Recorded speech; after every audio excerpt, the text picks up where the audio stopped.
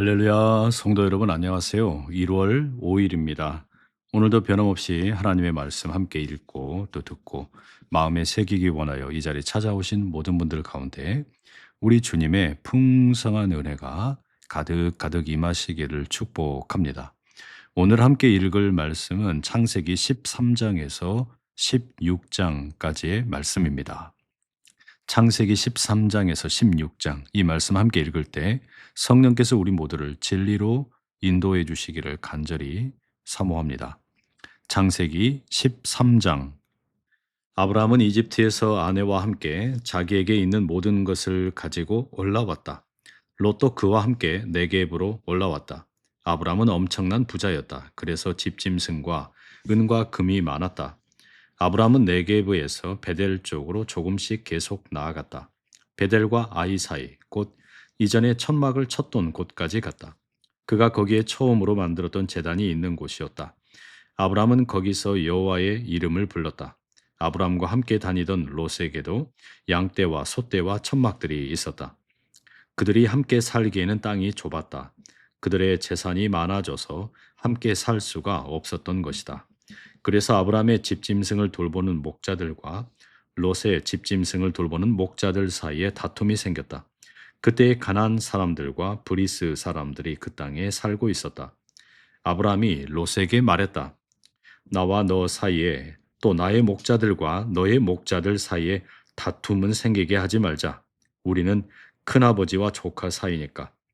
온 땅이 너의 앞에 있지 않느냐. 너는 나에게서 갈라서도록 해라. 네가 왼쪽으로 가면 나는 오른쪽으로 가고 네가 오른쪽으로 가면 나는 왼쪽으로 갈 것이다. 롯은 눈길을 돌려 요르단 온 들판을 살펴보았다. 그 어디든 물을 댈 수 있는 땅이었다. 여호와께서 소돔과 고모라를 무너뜨리시기 전이었던 것이다. 소알에 이르기까지 여호와의 동산 같고 이집트 땅 같았다. 롯은 요르단 온 들판을 골랐고 롯은 동쪽으로 길을 나서서 큰아버지와 갈라섰다. 아브람은 가나안 땅에 살았고 롯은 들판 여러 도시에 살다가 소돔까지 가서 천막을 쳤다. 그런데 소돔 사람들은 악한 사람들로 여호와께 심하게 죄 짓는 사람들이었다. 롯이 아브람과 갈라선 뒤에 여호와께서 아브람에게 말씀하셨다. 너의 두 눈을 들어 네가 있는 곳에서 동서남북 사방을 살펴보아라. 그래, 네가 보는 온 땅을 너와 너의 후손에게 영원히 주마. 너의 후손을 땅의 흙먼지처럼 많아지게 해주마. 땅의 흙먼지를 셀 수 없듯이 너의 후손도 셀 수 없을 것이다. 일어나서 그 땅을 가로 세로로 이리저리 다녀보아라. 내가 너에게 그 땅을 주마. 아브라함은 천막을 가지고 옮겨가다가 헤브론에 있는 마므레의 참나무들이 있는 데서 살았다. 아브라함은 거기서 여호와를 위해 제단을 만들었다. 아멘. 창세기 14장입니다. 신할 임금 아므라벨, 엘라살 임금 아리옥, 엘람 임금 그돌라오멜, 고임 임금 디달의 시대에 일어난 일이다.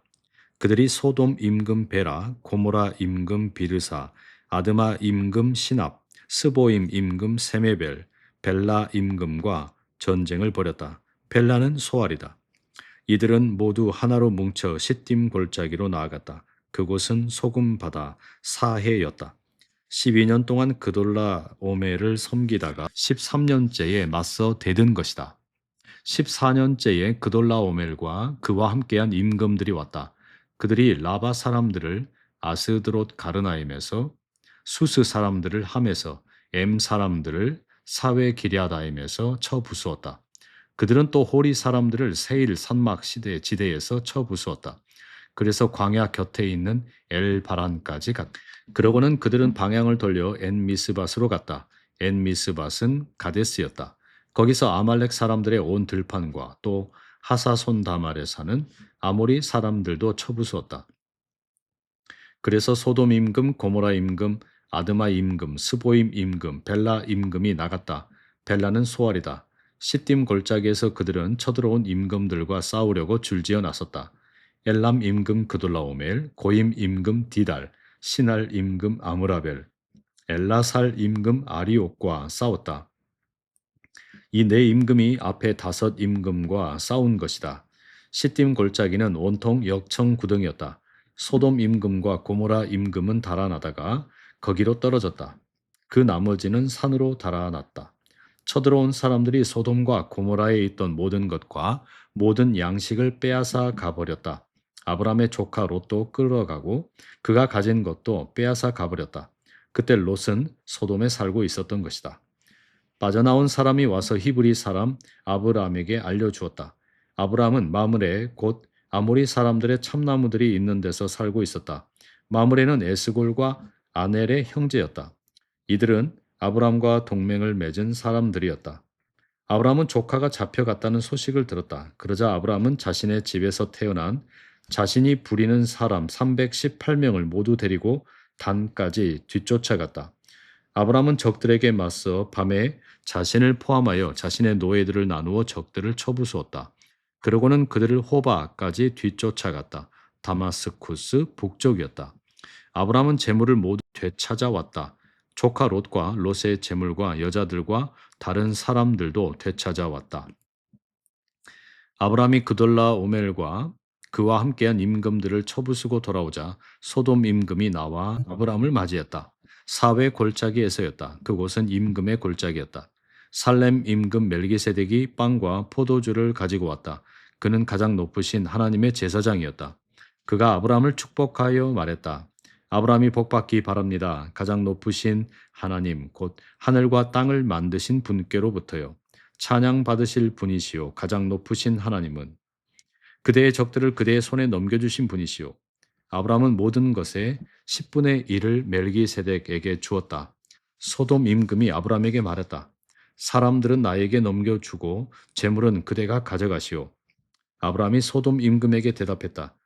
제가 여호와 가장 높으신 하나님께 손을 높이 들고 다짐합니다. 하늘과 땅을 지으신 분께요. 시로라기 하나, 샌들끈 하나라도 임금님의 것은 제가 가져가지 않겠습니다. 그래야 임금님이 내가 아브람을 부자로 만들어 주었지라고 말씀하지 않으시겠지요. 저는 그렇다손 치더라도 젊은이들이 이미 먹은 것 또 저와 함께 간 사람들의 몫은 빼주세요.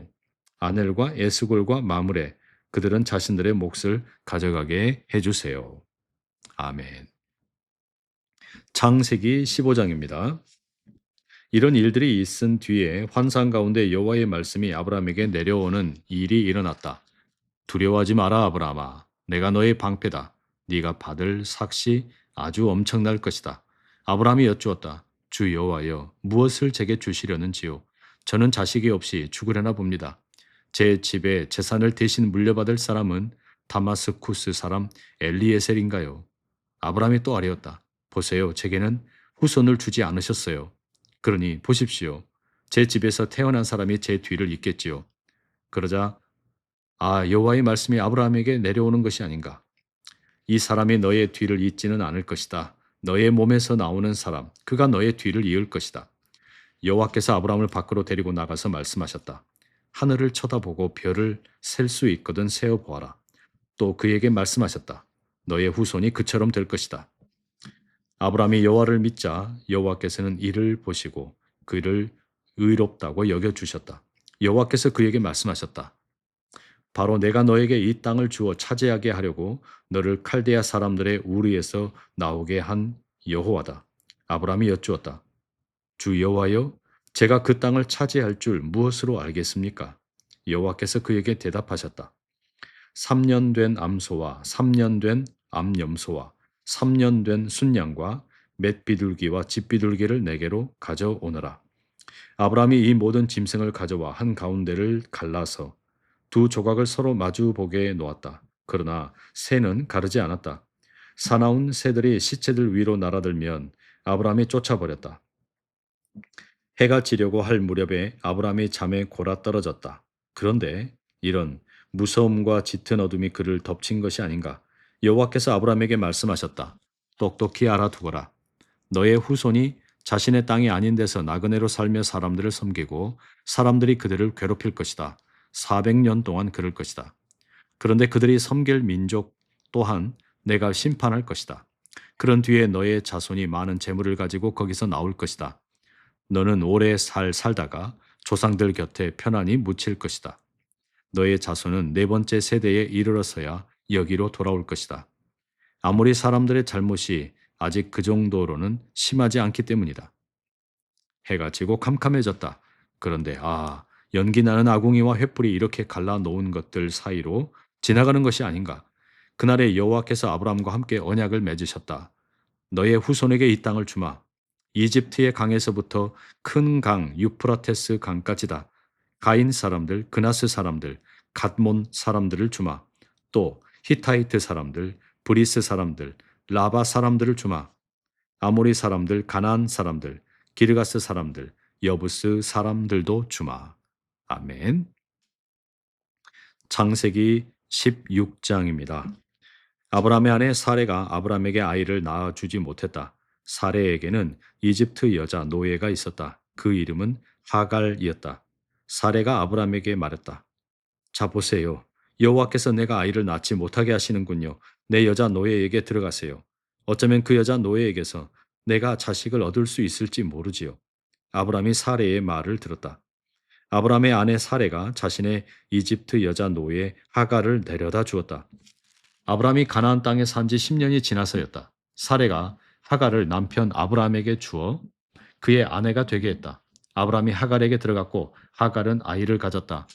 자신이 아이를 가진 줄 알자 하갈은 자기의 여자 주인을 하찮게 보았다. 사레가 아브라함에게 불평했다. 내가 부당하게 대우받는 것은 당신 때문이에요. 난 내 여자 노예를 당신 품에 안겨드렸을 뿐인데 하갈이 아이를 가진 줄 알게 되자 내가 하갈 눈에 하찮아진 것이지요. 여호와께서 나와 당신 사이에 판가름 하실 겁니다. 아브라함이 사라에게 대답했다. 자, 당신의 여자 노예는 당신 손 안에 있어요. 당신 보기에 좋을 대로 그에게 하세요. 사레가 하갈을 괴롭히자 하갈이 그에게서 달아났다. 여호와의 천사가 하갈을 광야의 한 샘가에서 만났다. 수르로 가는 길목이었다. 천사가 물었다. 사레의 여자 노예 하갈, 어디서 와서 어디로 가는 것이요? 하갈이 대답했다. 나의 여자 주인 사레에게서 달아나고 있어요. 여호와의 천사가 하갈을 타일렀다. 그대의 여자 주인에게로 돌아가 그의 손 아래에서 굽히고 지내시오. 여호와의 천사가 하갈에게 말했다. 그대의 후손을 아주 많아지게 해 줄 것이요. 너무 많아 셀 수도 없을 것이요. 여호와의 천사가 하갈에게 또 말했다. 자, 그대는 지금 아이를 가진 몸이고 곧 아들을 낳을 것이요. 아이 이름을 이스마엘이라고 지어 부르시오. 그대가 괴로워서 울부짖는 소리를 여호와께서 들으셨소. 아이는 야생 나귀 같은 사람이 되고 그의 손이 모든 사람을 거스르고 모든 사람의 손이 그를 거스를 것이요. 그는 제 모든 피부치와 반목하며 살아갈 것이요. 하갈은 자신에게 말씀하시는 여호와의 이름을 주님은 엘로이라고 지어 불렀다. 그가 이렇게 말했기 때문이다. 로이를 내가 여기서도 만나 배웠는가? 그래서 사람들은 그 우물을 부엘라 헤로이라고 불렀다. 거기 그 우물은 가데스와 베렛 사이에 있었다. 하갈이 아브라함에게 아들을 낳아 주었다. 아브라함은 하갈이 낳은 아들의 이름을 이스마엘이라고 지어 불렀다. 하갈이 이스마엘을 아브라함에게 낳아 주었을 때 아브라함은 86세였다. 아멘. 성도 여러분, 오늘도 하나님의 말씀 함께 읽고 또 묵상해 주시고 또 들어주신 것 진심으로 감사드립니다. 오늘도 세 가지 내용을 함께 묵상하면 좋겠습니다. 첫 번째, 창세기 13장에서 알 수 있는 것처럼 믿음은 차지함이 아니라 양보를 통해 드러난다라는 사실입니다. 아브라함과 롯의 갈등은 단순한 재산 분쟁이 아니라 약속을 어떻게 신뢰하느냐의 문제입니다. 아브라함은 먼저 선택할 권리를 롯에게 양보합니다. 놀랍게도 이 장면 후에 하나님이 다시 약속을 갱신하시며 눈을 들어보라 말씀하십니다. 믿음은 더 많이 확보하려는 태도가 아니라 하나님이 책임지신다는 신뢰 속에서 내려놓는 용기로 나타납니다. 아브라함의 양보는 손해가 아니라 약속을 붙드는 행위였습니다. 여러분은 갈등의 자리에서 무엇을 붙잡으려고 하고 있습니까? 지금 하나님을 신뢰하기에 내려놓아야 할 것은 무엇인지 생각해 보시기 바랍니다. 두 번째, 창세기 14장과 15장의 내용을 보시면 창세기 14장에서 아브라함은 전쟁에서 승리를 합니다. 그러나 전리품을 거절합니다. 그는 세상의 보상보다 하나님의 약속이 자신의 정체성임을 분명히 합니다. 이어지는 15장에서 하나님은 약속을 다시 말씀하시고 횃불 언약을 통해 하나님 스스로 약속의 책임을 짊어지십니다. 특별히 15장 5절에서 하나님께서 아브라함에게 이렇게 말씀하시죠. 하늘을 쳐다보고 별을 셀 수 있거든 세어 보아라. 너의 후손이 그처럼 될 것이다. 여기에 대해서 아브라함은 이렇게 응답을 합니다. 15장 6절 아브라함이 여호와를 믿자 여호와께서는 이를 보시고 그를 의롭다고 여겨 주셨다. 여러분 이 장면에서 결국 중요한 것은 결과보다 관계입니다. 아직 자식은 없고 땅도 소유하지 못했지만 하나님께서 두려워하지 말아라. 자기 자신을 상급으로 주십니다. 생각을 해봅시다. 나는 하나님의 약속을 결과로만 기다리고 있지는 않습니까? 하나님이 나의 상급이라는 고백이 실제 삶에서 무엇을 의미하는지 곰곰이 묵상해 보면 좋겠습니다. 마지막 세 번째, 창세기 16장입니다. 사레와 아브라함은 하나님께서 아들을 주시겠다는 약속, 더디 이루어지고 응답이 없는 것 같자 하갈을 통해 해결책을 만듭니다. 이 선택은 불신앙이라기보다는 조급한 신앙의 모습입니다. 하나님을 버린 게 아니라 하나님보다 앞서서 가려고 했습니다. 그러나 하나님은 실패의 자리에서도 하갈을 찾아가십니다. 이방 여종의 고통을 보시고 이름을 불러주시고 그 여인을 위해 약속을 주십니다. 인간의 우회는 관계를 복잡하게 만들지만 하나님의 은혜는 그 우회로까지 따라오십니다. 묵상을 합시다.